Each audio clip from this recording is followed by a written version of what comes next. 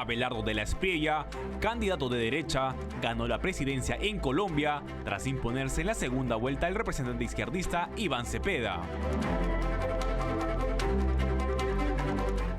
La izquierda en Colombia busca desconocer el resultado de la segunda vuelta presidencial tras la victoria de Abelardo de la Espriella.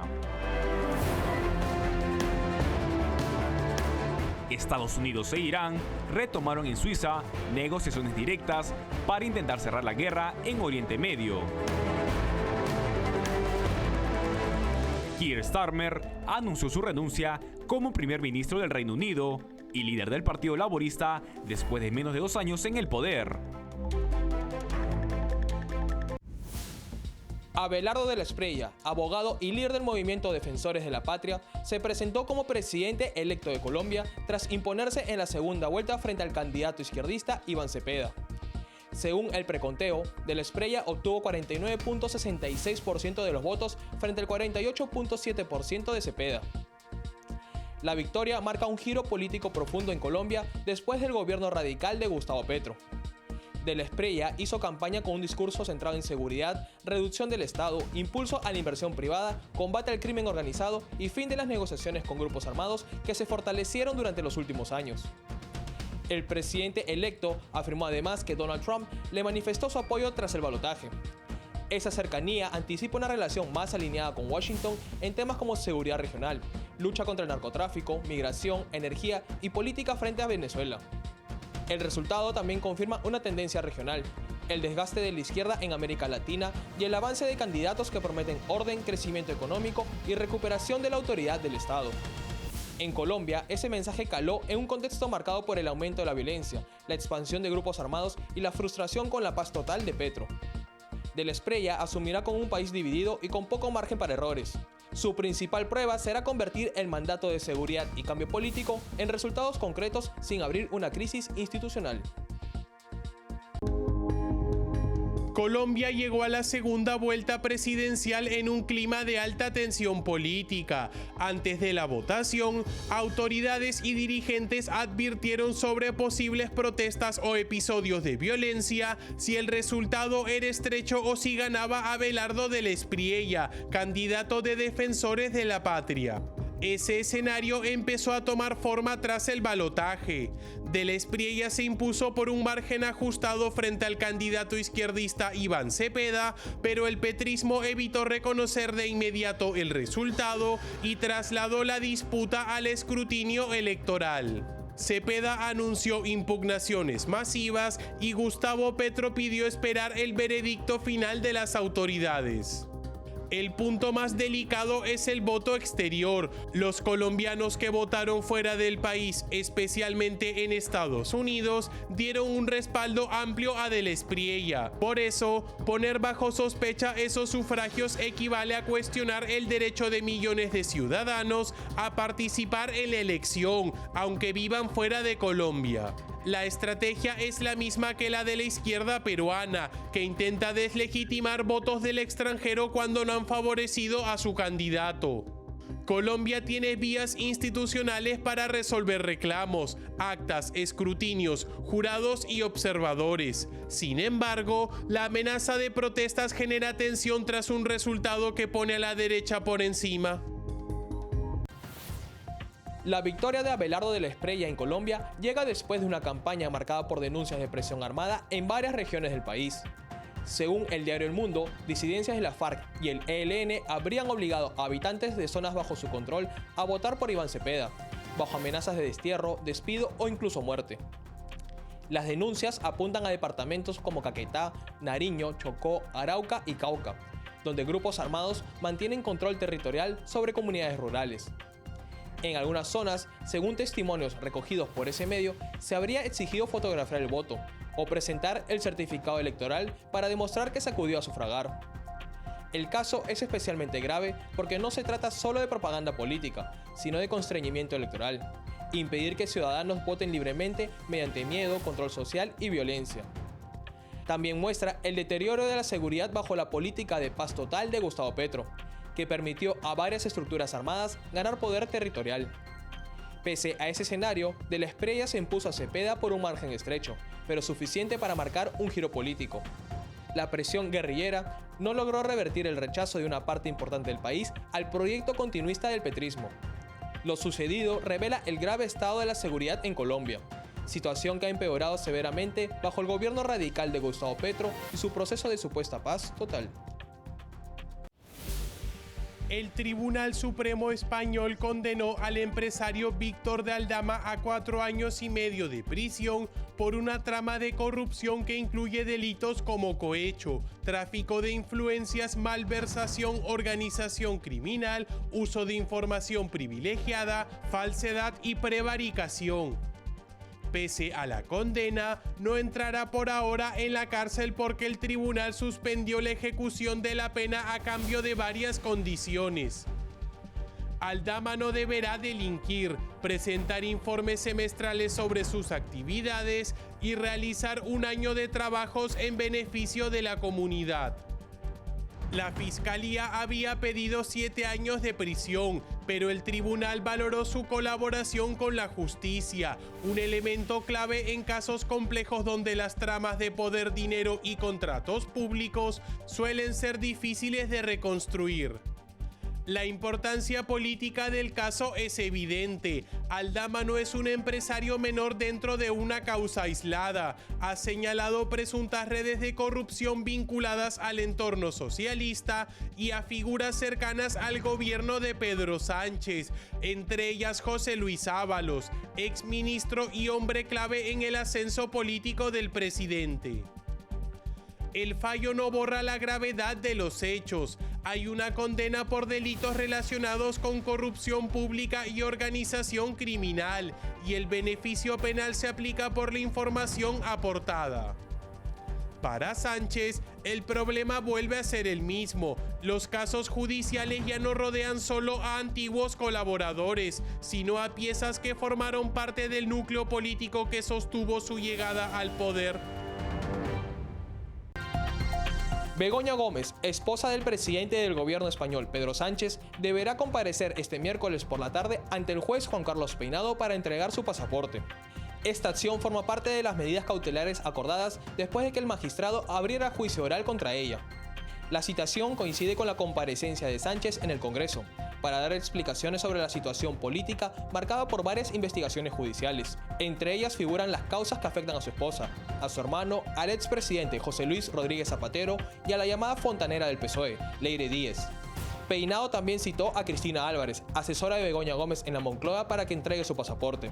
Ambas deberán informar si disponen de algún documento adicional, ya sea diplomático, extranjero o de otra nacionalidad. Además, tienen prohibido salir de España y deberán presentarse cada 15 días en el juzgado. La causa contra Gómez se centra en la presunta comisión de delitos de tráfico de influencias, corrupción en los negocios, malversación y apropiación indebida. El caso investiga si la esposa del presidente usó su posición y su entorno institucional para beneficiar proyectos y relaciones privadas. La coincidencia de fechas refuerza el deterioro político del gobierno. Mientras Sánchez intenta contener en el Congreso el impacto de los escándalos, su esposa queda sometida a medidas cautelares propias de una acusada camino a juicio.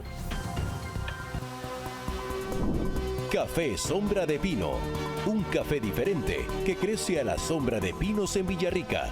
Ya lo saben, Café Sombra de Pino, un café premium al alcance de todos.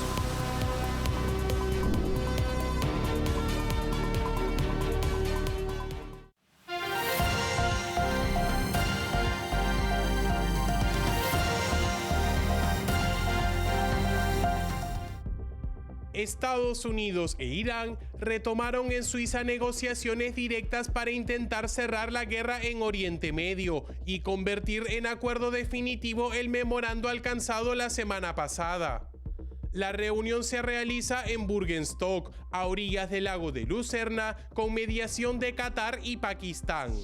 La delegación estadounidense está encabezada por el vicepresidente J.D. Vance, acompañado por Steve Witkoff y Jared Kushner.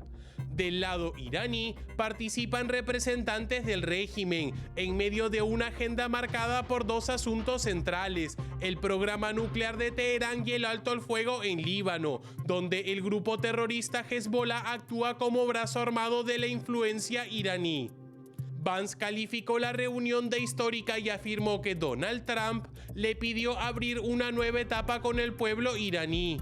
También dejó claro la condición de Washington: Irán debe abandonar de forma duradera cualquier ambición nuclear militar y dejar de operar como factor de desestabilización regional.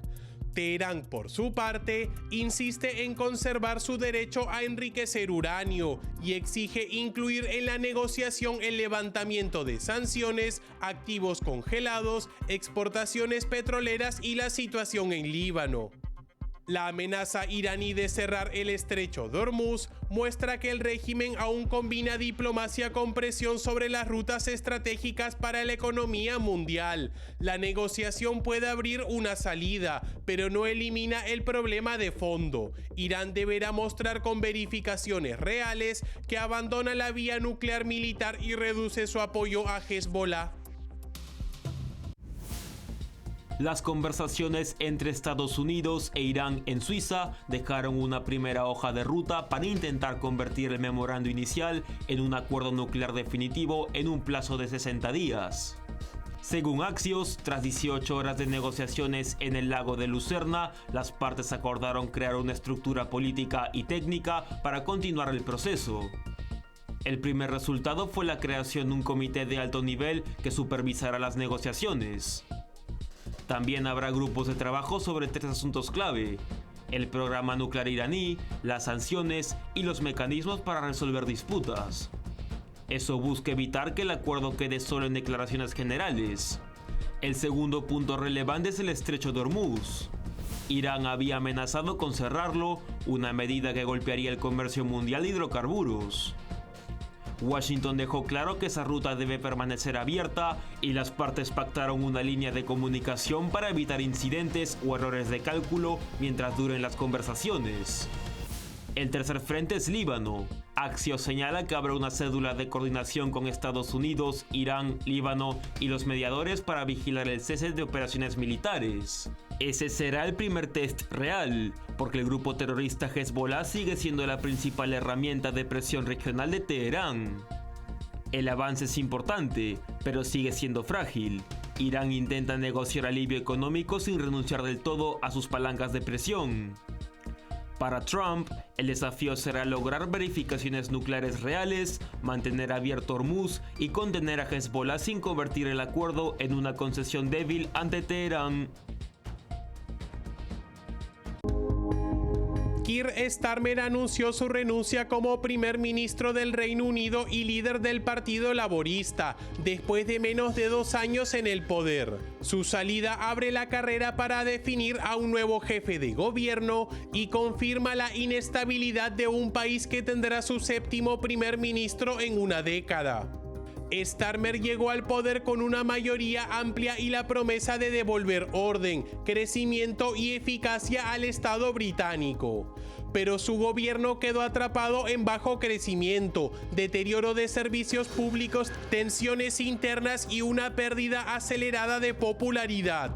La caída no se explica por un solo escándalo, sino por la incapacidad de responder a problemas estructurales que siguen golpeando a los ciudadanos. El golpe final vino desde dentro del propio laborismo. Andy Burnham, exalcalde de Gran Manchester, volvió al Parlamento tras ganar una elección especial en Makerfield y quedó instalado como favorito para sucederlo. El proceso interno abrirá nominaciones el 9 de julio y podría concluir antes del receso de verano o, si hay competencia, hacia septiembre. La renuncia también exhibe el desgaste de una izquierda británica que prometió gestión seria, pero terminó sin resolver la crisis económica, la presión migratoria, el deterioro de la sanidad, el costo de vida y la falta de confianza empresarial. Starmer permanecerá como primer ministro interino hasta que el laborismo elija sucesor, pero el daño político ya está hecho. Su gobierno nació con una mayoría cómoda y termina convertido en símbolo de otra oportunidad perdida para sacar al Reino Unido de su estancamiento. China impuso nuevas restricciones comerciales contra decenas de empresas estadounidenses, en una señal de que la tensión con Washington sigue abierta pese a la reciente cumbre entre Donald Trump y Xi Jinping. Según The Wall Street Journal, la medida alcanza a firmas de defensa, drones, robótica, aeroespacial y tierras raras. La decisión llega después de que el Pentágono ampliara su lista de compañías chinas vinculadas al aparato militar de Pekín, incluyendo a gigantes tecnológicos como Alibaba y Baidu. En respuesta, el Ministerio de Comercio chino incorporó a 10 empresas estadounidenses a su lista de control, lo que prohíbe exportarles productos chinos con posible uso militar. El mensaje más importante está en las tierras raras. Pekín incluyó a MP Materials y USA Rare Earth, dos compañías que buscan reducir la dependencia estadounidense de China en minerales críticos para defensa, electrónica avanzada y tecnologías energéticas. China sabe que domina buena parte de esa cadena global y está dispuesta a usarla como palanca estratégica. El Ministerio de Finanzas chino también excluyó a 46 empresas estadounidenses, entre ellas Lockheed Martin, RTX y la División de Defensa de Boeing de la contratación pública en China. Sin embargo, dejó fuera de la sanción a productos fabricados por compañías con inversión estadounidense dentro del propio territorio chino. Una señal de que Pekín quiere golpear a Washington, sin dañar demasiado su propia industria. Donald Trump volvió a colocar a Cuba en el centro de la agenda regional al afirmar que un escenario similar a lo ocurrido en Venezuela también podría darse en la isla. En una entrevista con Axios, el presidente de Estados Unidos fue consultado sobre esa posibilidad y respondió: posiblemente, es posible. Aunque Trump insistió en que prefiere una transición pacífica, sus palabras llegan en un momento especialmente sensible para la dictadura cubana. La isla atraviesa una crisis profunda marcada por apagones, escasez de alimentos, falta de productos básicos, deterioro de servicios y una salida sostenida de ciudadanos hacia el exterior. La reacción de La Habana ha sido insistir en mantenerse en el poder sin cambios estructurales. El régimen mantiene una línea clara: no habrá apertura política ni abandono del modelo comunista. Pese a ello, la dictadura ha buscado oxígeno a través de anuncios de atraer capital desde fuera. Incluso figuras vinculadas al poder, como Raúl Guillermo Rodríguez Castro, nieto de Raúl Castro, han promovido oportunidades de inversión en la isla ante medios internacionales. Sin embargo, esto ocurre en un momento en que empresas extranjeras que por años permanecieron al lado del régimen se marchan. Las declaraciones de Trump vuelven a poner sobre la mesa el dilema central para la isla: si el régimen aceptara una transición pacífica antes de colapsar por completo, o si terminará enfrentando una presión externa similar a la que cambió el escenario venezolano. Café Sombra de Pino, un café diferente que crece a la sombra de pinos en Villarrica. Ya lo saben, Café Sombra de Pino, un café premium al alcance de todos.